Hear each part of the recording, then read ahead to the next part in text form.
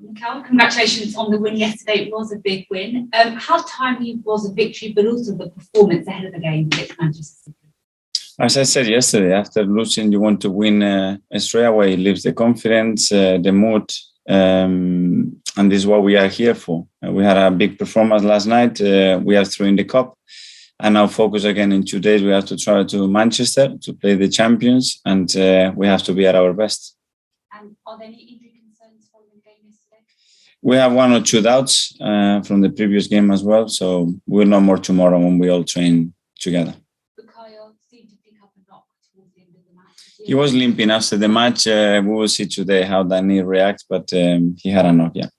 And Pierre-Emerick Aubameyang, of course, returns to the starting lineup in fine fashion.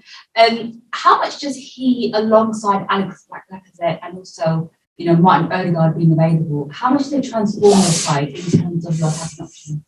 Well, getting some of those big players back certainly helps to any team. We know, for example, with Oba and Laka, that our goal scorers, the biggest threats in the team in terms of goal scoring comes from them. And that's something that has happened over the years right now. So we know how crucial that is for our success. Having someone like Martin that we just recruited permanently as well, and his quality help, and many others that are still not in contention yet, but they will start to join the team soon, hopefully. Martin impressed with his appearance. I think it was about 60 minutes, wasn't it, yesterday with that assist. Is he ready to start on Saturday? He's a really fit boy. He had a good preseason with Madrid. He's played enough minutes, and let's see how he recovers from the yesterday match and how the others are, and decide whether he's ready to start. I just want to ask about the right back spot, because you have used a couple of different players in that position. Is that position that you feel is up for grabs? Well, we have different options, different qualities with Hector, with Cedric, with Callum, with Ainsley. We have a lot of issues through preseason. They have missed training sessions for COVID. They got injured. Some of them they haven't featured. So we are still looking, depending to the opponent and the form of each player, what we're going to do there. And last night after the game, you said that you need to now prepare mentally and physically for the game against City. What does it take mentally to compete with a side like City in beat them at the Etihad? It is the level that they reach the game, and the level that you have to be mentally ready to run for long periods of the game without touching the ball, to doing the sacrifices, being prepared to suffer in the right moments, but as well having the conviction that we're going to have our moments in the game, and when that opportunities arise, we have to take them. And that's how I want to see the team, that they are fully committed, fully prepared, and they believe that we can go to Manchester and get the result that we want. Thank you. Hi, Mikel. Congratulations on the win last night. Just want to talk about Aubameyang and Lacazette, obviously both returning from COVID, scoring 4 goals between them. How many other players in your squad are still suffering from COVID? Well, from COVID, we still have Ben out, Alex Runarsson that has been out, and the rest of the players that are missing, hopefully today, because we're going to be tested, are injuries and long-term injuries that we don't have them back yet. And Aubameyang's hat-trick last night once again proved his strength in that centre-forward position. Do you think that's where he can make the most impact going forwards? I think he can play in both positions, off the side or up front. He has scored goals through his career. He had moments here where he scored more playing as a winger than as a 9, and the opposite way around. It's about him getting his best form, that physically is still not at his best because he's been out for a while. And when he recovers that, is his confidence. He's done it all his career, and the team put him in this position as much as possible, and he will put the ball in the back of the net. How close is Gabriel? He's been training recently. Could he feature against Manchester City the weekend? He's getting closer. He had a couple of sessions with the team, but we don't know. Let's see tomorrow how he's. And how do you assess your work so far in the transfer window? Are you looking to add a couple more options before the deadline day comes? We don't know. We already done a lot of things, ins and outs, a lot. I think it's 16, 17 deals in total with some renewals, which is a lot of things. And there still are some things to do in the last few days, because there are still some question marks and deals that can happen. But we will see. What are your thoughts over releasing Premier League players to red list countries for World Cup qualifiers? It's not in our hands. We had a really strong opinion on what we have to do. The protection we want from the Premier League and the government to be aligned, because we are playing worldwide and our players are international. They have the duties, we have our duties. So the biggest and the easiest thing to do is that they get aligned and common sense comes on the table and nobody gets affected with it. And ahead of facing Manchester City at the weekend, what's the most valuable thing that you learnt after working under Pep Guardiola? First of all, that you have to believe in what you do. And in any difficult moment, you stick to what you do, and the whole team, the whole club sticks to what we believe. And all decisions are making all the time in that direction. And how significant could this performance and result be for the narrative, the way that Arsenal's Premier League campaign has started? It would be great. It would be a massive lift to go out to Manchester against the champion and get the win. It would change, I think, the narrative a lot. It will help us on the table for sure, because we need the points. So that will be the game to take. And finally, from me, what would constitute success for Arsenal this season? And that we win in Manchester. Thank you. Good luck at the weekend. James. Afternoon, Mikel.